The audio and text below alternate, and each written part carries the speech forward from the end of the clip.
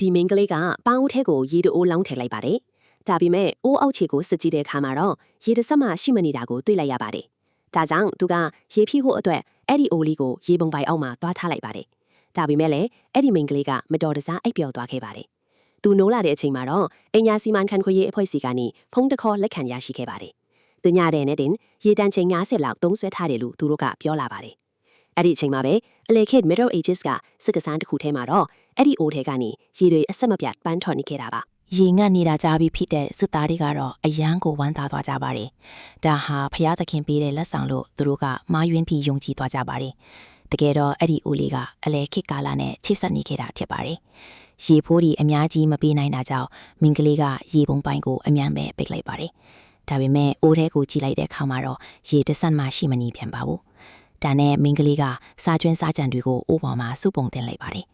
နောက်တစ်စက္ကန့်မှချင်းအဲ့ဒီအစားတောက်တွေကဘာအစအနာမှမချမ်းအောင်ပျောက်ကွယ်သွားခဲ့ပါတယ် အလက်ခေစစ်စခန်းမှာတော့ရေတွေရုတ်တရက်ရက်သွားတာကြောင့်အားလုံးကစိတ်ညစ်နေကြတာပါစစ်သားတွေကလည်းအစာရေးစားငတ်မွတ်နေကြပါလေ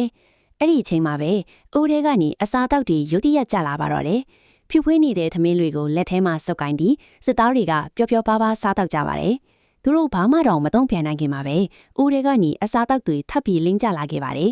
ဒါဟာဖျားသခင်ရဲ့ကောင်းကြီးပေးမှုဆိုတာကိုစစ်သားတွေပို့ပြီးယုံကြည်သွားစေခဲ့ပါတယ်။ဒါကြောင့်စစ်ဗိုလ်ချုပ်ကဂျေဆုတင်လွာတဆောင်ရေးပြီးအိုးထဲကိုထည့်လိုက်ပါတယ် မင်္ဂလေးကအဲ့ဒီထူးဆန်းတဲ့အိုးလေးကိုလေ့လာနေတော့မှပဲအိုးထဲကနေအမဲရောင်မီးကိုလုံးကြီးတွေကျုပ်တို့ရထလာပါတယ်ကြံနေတဲ့မီးပွားတွေကြောင့်ကော်စောတောင်မီးလောင်လူနေပါဖိထွားခဲ့ပါလေအဲ့ဒီအချိန်မှာမင်္ဂလေးကချက်ချင်းဆိုသလိုဒေါသထွက်သွားပါတော့တယ်သူ့အိမ်ကိုအမိုက်စုပုံနဲ့နေရလို့လုပ်ရမလားဆိုပြီးအိုးကိုဒေါသတကြီးဆဲဆိုပါတော့တယ်လက်စားချတဲ့အနေနဲ့အိမ်ထဲမှာရှိတဲ့တက်တန်းကုန်နေတဲ့အစားအသောက်တွေကိုအိုးထဲကိုတွေးဝေမနေပဲပစ်ထည့်လိုက်ပါတယ်ဒါပေမဲ့သူ့ရဲ့လုပ်ရက်ကစစ်သားတွေကိုအယံစီးလို့ရှားသွားစေမှန်းသူမသိခဲ့ပါဘူး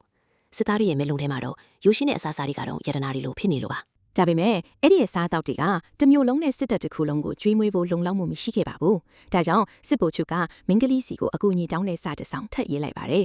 စာကိုဖတ်ပြီးတဲ့နောက်မှာတော့အိုးကအလေခိကာလာနဲ့တကယ်ချိတ်ဆက်နေတာကိုမင်္ဂလိနားလည်သွားပါတယ်စစ်ဗိုလ်ချုပ်ရဲ့တောင်းဆိုမှုကိုကိုချင်းစာသွားပြီးအွန်လိုင်းကနေအစားအသောက်တွေအများကြီးချက်ချင်းမှယူပေးလိုက်ပါတယ်ဒါပေမဲ့လည်းသူကလူတွေကိုအလွယ်တကူယုံကြည်မိသွားပြီလားဆိုတာကိုရုတ်တရက်တတိထားမိသွားပါတယ်